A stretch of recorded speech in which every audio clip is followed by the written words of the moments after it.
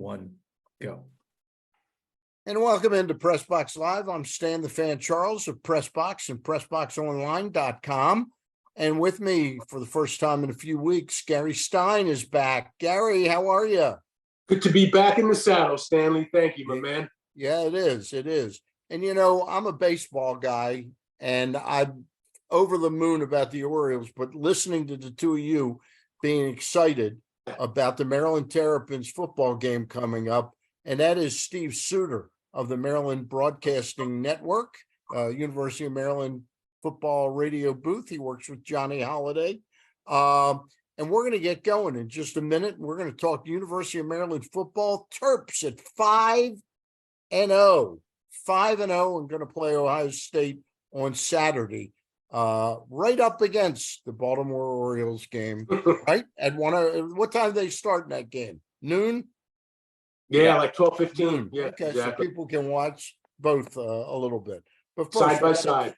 I got to tell you, we're welcoming back AJ Michaels. What company has the expertise and technology to make your home substantially more energy efficient, comfortable, and even virus-free?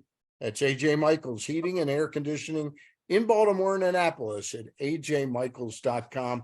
And let me tell you a little bit about Superbook Sports. Now's the time to place your college football, your baseball, your pro football bets. It's all legal, and it's there for you at Superbook Sports. Superbook is the most trusted name in Vegas, and now you can use promo code StanCharles23 to score up to $250 with their first bet bonus. Win or lose, they will match your first bet up to $250 with promo code StanCharles23, all one word with no spaces. Don't miss out this season. Win some money at Superbook Sports. And if you have a gambling problem, call 1-800-GAMBLER. We are joined by Steve Suter. And guys, it was very interesting because my mindset is so much into the baseball. But you two guys are genuinely excited about this Maryland-Ohio State game. Steve, tell us why Maryland fans should be excited about it. Well, I think you used the word correctly, genuine. I think there's a lot of times that you can talk about a Maryland Terrapin team and then going up against one of the big dogs in the Big Ten, and you could say all the right things that you think they got a shot, and if they play well, they could win and those types of things. But I don't know if they were always genuine. They probably weren't in my opinion anyway. I would be optimistic because that's the fanboy in me. I'm a Maryland guy, but in the back of my mind, just think you're outmatched. This year, I think for the first time, I can genuinely say if they go up there and play a really good game, that I think they have a shot to win the game. So what can you expect? I'm not sure. It's tough to win up there. Anybody to win up there. Even another top 5 team has a hard time winning up there. So they're going to have their work cut out for them for sure. They're going to have to play a good game. They're what I expect to see or what I want to see, if I would be pleased with seeing, is let's say on offense, if they have a possession and they have to end up punting. But I want it to be because Ohio State was better on that possession. I don't want it to be because Maryland beat themselves on that possession. The team's already good enough, and that's in Ohio State. You can't help them win. So as long as they go up there and play a game that they can walk away with saying, hey, we gave it a good shot, then I'd be happy with it. And I think genuinely their good shot is good enough to win. I think the 19.5, I get the analytics behind the 19-point spread after doing some more research and analyzing the film. And I'll elaborate there. So early on, I watched some Ohio State films, specifically their first couple games, Indiana, and I wasn't left that impressed compared to our game against Indiana. Offense wasn't explosive in my eyes.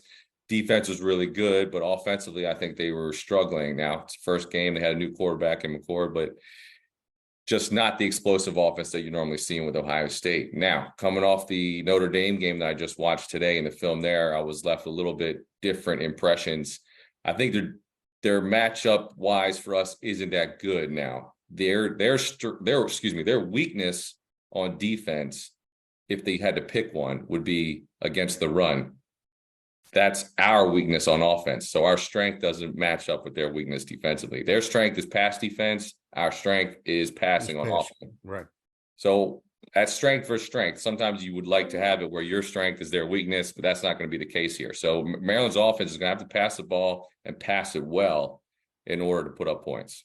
Let me just jump in. Let me just jump in one more question, and then Gary will take over.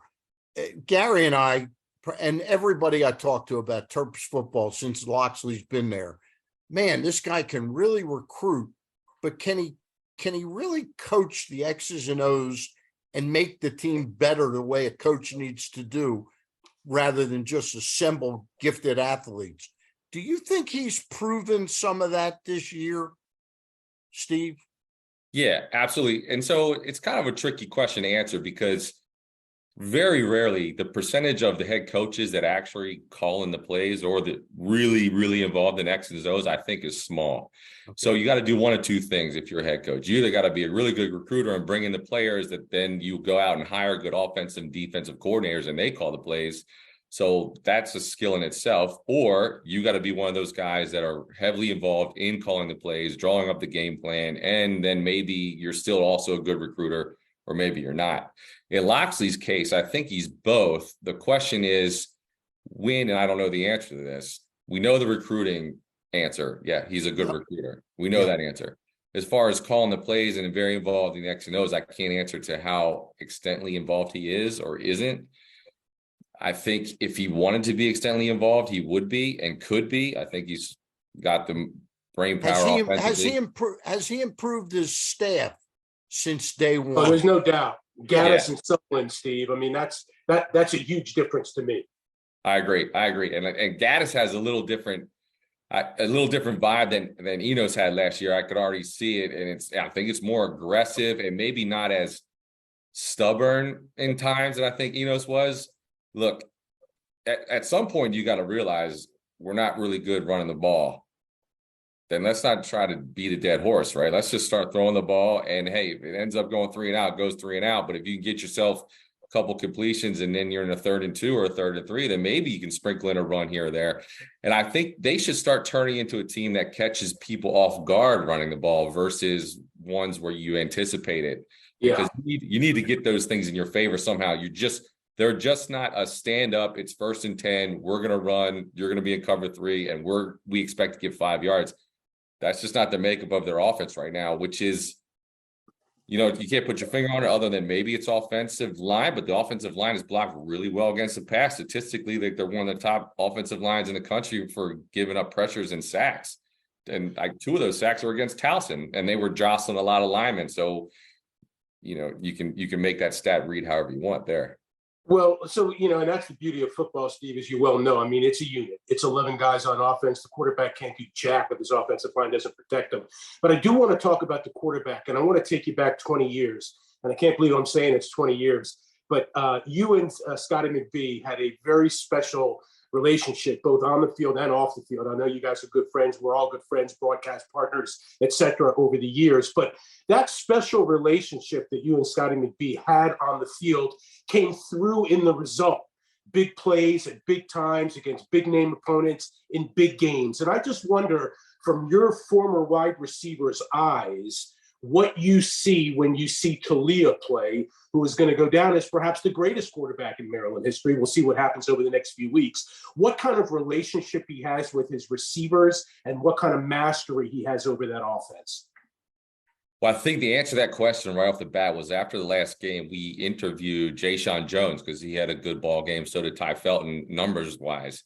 And we asked Jayshon Jones about his game. He surpassed, I think, 1,500 yards as a receiver there and in a career. And we brought that up. And he didn't even answer the question that we asked about his 1,500 yards. He said, well, how about Talia? Didn't he just break 5 records? And all he could talk about was Leah. So right away, I mean, we didn't elaborate there on the interview, but I wanted to acknowledge it of how Jayshon Jones is tricky. I know you're talking to me about Leah, but Jayshon Jones is tricky because he's a player on the field that at times is real selfish with his emotions, and one that you have to watch because he's in the past always a personal foul waiting to happen because he gets into those type of spats with the opponent. But then you have an interview with him off the field and you see that he didn't want to talk about himself. He wanted to talk about his teammate and the quarterback especially, and how proud he was of him and the records that he's going to break. So that's your answer right there. Leah must have a great relationship with those guys at receiver, or they wouldn't talk to him or talk about him like that. You would have probably some just natural human jealousy and animosity towards somebody that's getting all the accolades, and the receivers are kind of left in the wake. Doesn't seem like that's the case. It wasn't the case for us with Scotty. I truly wanted to watch him do well, and I think it was a trust factor that he thought he could come to me in a moment if he needed to, but not just me, other receivers too. And I think that's the case here. They haven't, in the coaching staff, they haven't really, really isolated one receiver over any of them so far this season. The person or the player that they've drawn up the most shot plays for has been Caden Prather. And he's the one that probably hasn't lived up to the expectations so far of the first 5 games. He's got a couple drops that are uncontested that he shouldn't be dropping those balls. And he would have, his numbers would be elevated. He'd probably have another 100 yards on the season easily if he had made those grabs. So I think the coaching staff has a confidence in all, let's call it 7 receivers. And I think Lee has the same. I don't see him checking off guys because he looks over and says, oh, that's Octavian Smith. I don't want to go there. You don't see that at all. So I think everybody on that offense knows they can spread it out and they want to. And that's just great to see. So, Steve, let me ask you another question about Loxley real quick. And I know you've known him for a long time, as we all have. But, there just seems to me to be another level of honesty and commitment this year from the coaching staff. And I think that filters down to the players. And what I mean by this is this. A very interesting comment he made after the Indiana game at 5-0. He thanked Damon Evans and the athletic administration at the University of Maryland for taking, and I'm quoting here, for taking a chance on a washed up coach who had a losing record coming into the University of Maryland. And those are my words. Those are Mike Loxley's words. And I'm just wondering, this is not something that a coach would usually say, number one. But number two, I just wonder if there is a moment now, maybe in Mike Loxley's career, where he realizes that he could be on the cusp of something. Hasn't done it yet, okay, but could be on the cusp of something. And that emotion that goes with that sense of not desperation, but again, being on the cusp of something great, is filtering down to his players in a way that maybe they haven't filtered down before. Could this be the moment? I think it could. And it's a building moment. And I think it comes from somebody giving him the leash and the length of time to build a foundation of a team to where he could be honest, not just in the media, but with the team. There's a point where you can't quite be an honest coach if you don't have the players in the 2 and 3 and 4 spot that can reinforce your values to the guys in the 1 spot. If those guys are playing undisciplined or not giving you the value and virtues that you want as a coach, you can say all the right things. You can take them into the office behind closed doors, tell them you're going to bench him or tell them you're going to change playing time. But in the end, you're trying to win games. And the players know that. If you're the number 1 and the guy behind you isn't good enough for the coach to make the decision to put him in front of you, then you're kind of talking on deaf ears. So I think he's in a position now where he can enforce his values and his standard, as he always talks about, playing to a standard. And if you're not doing that, well, I got a guy now behind you that I'm fine with putting in. So you're going to get in line and you're going to follow those values. The most evident right now, I think, in why the offensive line is playing well, even though they didn't have any idea who those guys are going to be, is that over the first 5 games, 8 guys on the offensive line have had a chance to play, and significantly. So you have film on yourself. So the worst thing that you can have happen is you think you should be playing over the guy in front of you, but there's no tape evidence to prove it. It's just you talking in the background. That can divide a position room. It could divide a team. Well, in the offensive line, in this case, nobody knew who was going to start except probably DJ Glaze. He was the only guy locked in. The other 4 were up for grabs, the other 4 spots. Well, they shuffled in probably 7 dudes to figure out who it was going to be. So I think the reason that line's coming together is because now the 5 guys that they've chosen to start, everybody in the room knows those are the 5 guys because there's tape on everybody. You're not going to have that chatter. So Gotcha. that position group is probably the most solidified. Same we already spoke about the wide receivers. Who in there could run their mouth saying they should be starting over the other guy because they're all getting playing time. So there's film on everybody. You know who should be playing, who shouldn't be playing as a player. You can see it. And the same as the running back. They're splitting time too, but everybody, Hendy, McDonald, Littleton, they're all getting a lot of burn. So if after a series or two, you're not in the game because you did something wrong and now it's the other guy's turn, there's valid film to back it up. So Loxley's in a position where he's created depth in all of these positions that the players now kind of police themselves, and it's all part of him getting his team to a level. So I said this before the season because Mike Popovic asked me how many games they're going to win before the first game. And I was like, I haven't even seen it down yet. How do you want me to predict that? But what I would say is the floor for Maryland this season for me was 7 wins. Everything went wrong. Nothing went right. They were probably still going to win 7 games. And that, I think, is a great level that Loxley's built the program to, because a bad Maryland team in the past would win 4 games, win 5 games. Right. The bad team now is 7 games, I think. And then I think their ceiling is 11. They're going to be favored in 4 games for the next at the end of the season. So if they win those favor, that's 9. If they can pluck one of these big dogs, right? Ohio State, Michigan, Penn State, you're at 10, and then maybe you get 11 in the bowl game. I think that's the ceiling. So the floor is 7. Great. The ceiling's 11. Let's see how it shakes out. Steve, looking at Saturday, what has to go right for Maryland? I won't say win the game, but to be right there, what has to go right? So I think you're asking to how to avoid that's the same old Maryland. I think that's the question you're asking me. And it is, you can't go up there and get blown out you can't lose by more than 25. That would be disappointing in my eyes. 25-30, you lose by, you didn't really come up there and show out and play. Yeah.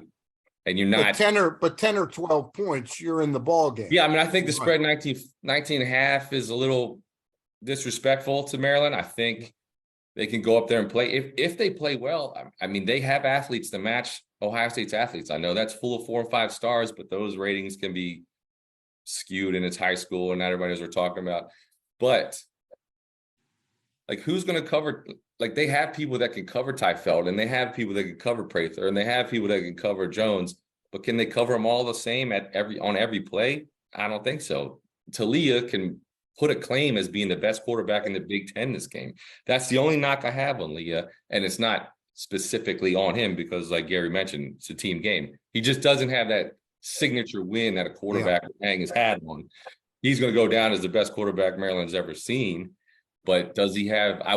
Okay, let me change the way I said that. I want him to be able to have that win where you can say, remember when Leah took the boys up to Columbus and they knocked them off when they were number 6 team in the country? I'm rooting for him to have that chance to say those words. Gary, go ahead. Steve, let me ask you this. I want to talk about the 19 and a half for a second. Let me take you into the locker room 3 minutes before the team comes out. Okay. And you've been in that locker room before, and you've heard Friedgen make his pregame speech and all that. Loxley, 3 minutes before the game, does he use the 19 and a half point underdog? And has he used it this week as a chip on their shoulder? Number 1. And number 2, does that even work? I'm getting chills. You're speaking about it. I'm getting chills with Gary Stein saying. Yeah, I'm getting chills. I just put myself in the locker room and Loxley being very animated. And, absolutely. And using that 19.5, boy, that would, woo. So, okay, I can easily relate this. We stomped West Virginia in the season before the Gator Bowl. We played them in the regular season, stomped them 35-7, wasn't even close. They didn't belong on the field. Then they go out and almost beat Miami, the great Miami team. They almost beat them. Then in the Gator Bowl, they're favored to beat us by 7. We were hot. I'm talking hot. Where do you get that justification from? We just stomped you. There's not like we don't have film that we're better than you. We're not just better than you. We're way better than you. And then you're going to say you're 7-point favorites. And so we were hot. So I think that number of 19.5 could have a lot of emotional power for the team. That's For sure. That's very interesting. And it's hard to determine when the emotional dump happens when you go out in the field and you're rah-rah in the locker room, but then you go out and then you got to play. Are you still like every player, you still like, oh yeah, 19.5. Like how long does that stay in your brain? Mhm. But it could. I mean, if you can build just a little bit momentum in the beginning of the game, then I could see everybody on the sidelines actually saying those words, 19.5, and I would be rubbing it in their face if, anything to keep yourself motivated and keep the gamesmanship going for sure. So I hope Loxley's got that thing, cocked and loaded in the holster. If he wants to fire it, let it go, baby. That's a great point Gary makes.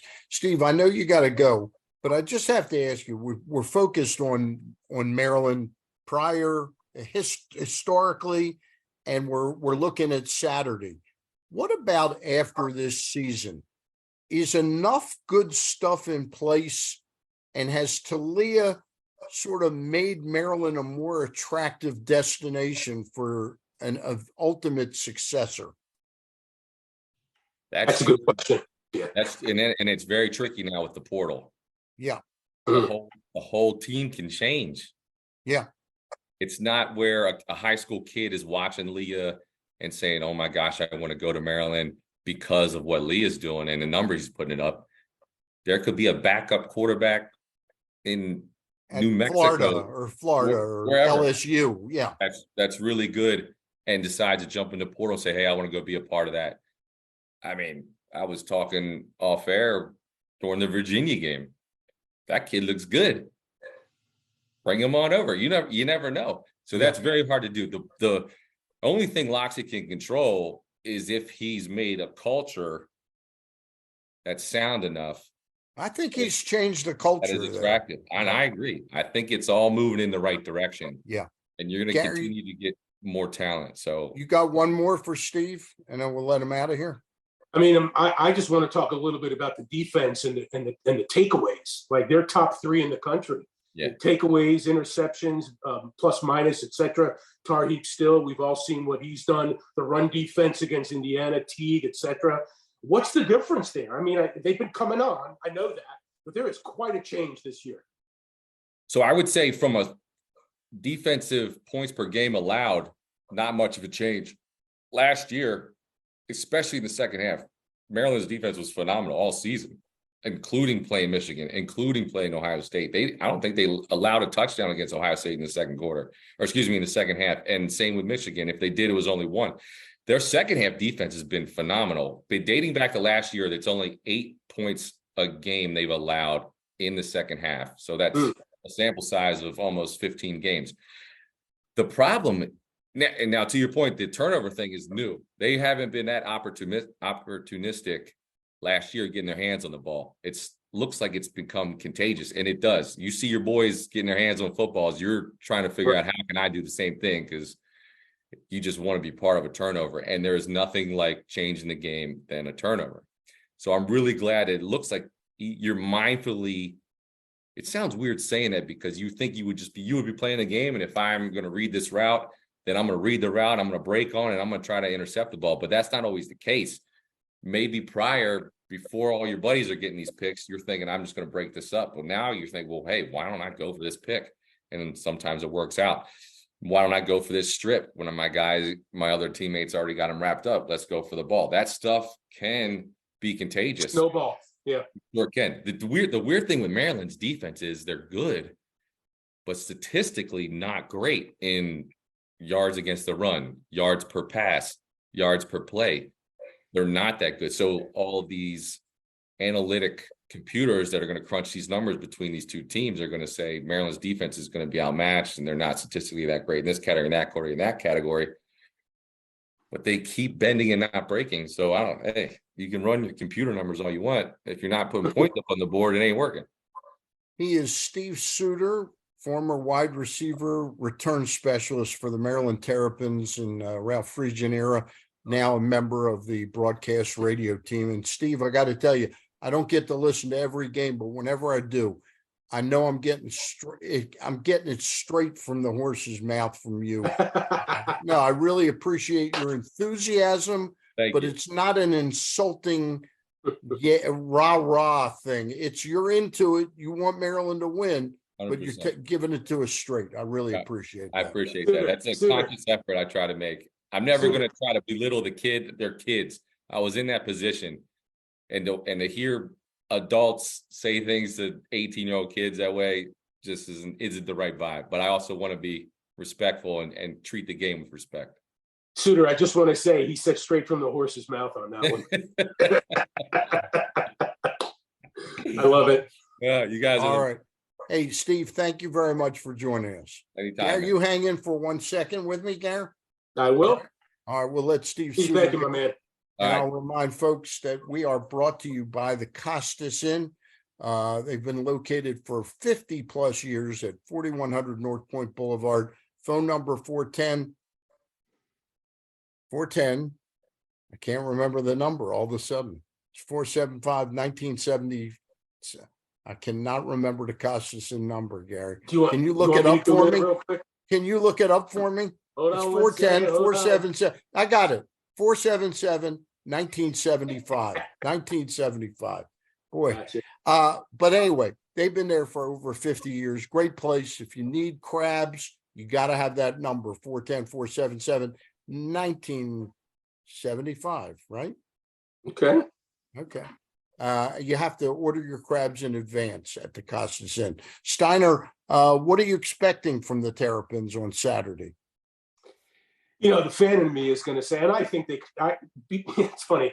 I was talking about this with somebody the other day. When the Ravens play, when the Terps play, I think they can win every game. Okay. Yeah. But, yeah. you know, as a fan, I'm talking about.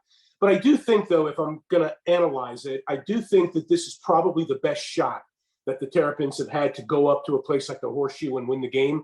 I do think their defense is opportunistic, and I do think that they'll create some turnovers. You know, it's interesting to me. For the first time in a long time against Ohio State especially, I think Maryland has the advantage at quarterback. You know, there's no C.J. Stroud there. You know, right, this guy is fairly new, and he's okay, but it's Talia that's accomplished. Yep. So I'm going to give the edge to the Maryland offense, and I think that's a big feature in this game. So am I going to go and predict a Maryland win? I mean, I'd love to, okay? But I'm going to tell you right now the Terps are going to stay in this game.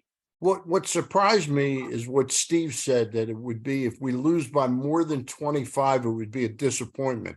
I think if they lose by more than 12 points, it'd be a disappointment. I expect them to finally kind of go toe-to-toe. I think, obviously, Ohio State, if you look up and down the rosters, they probably got the depth factor, you know, over Maryland. But I think our starters can play with their starters. I think realistically, if it's a one-possession game in the fourth quarter, that's what you want to do. That's what you're looking for. Yeah. All right. Hey, thank you for jumping on with us today. Absolutely. Right. It's good to be back, my friend. Thank you. All right. I'll talk to you soon. We'll work on a couple things. All right. He's Gary Stein. We thank our friend Steve Suter for joining us from the Maryland Radio Network. I'll be on with Glenn Clark tomorrow morning on the Glenn Clark Radio Show. See you soon. Bye.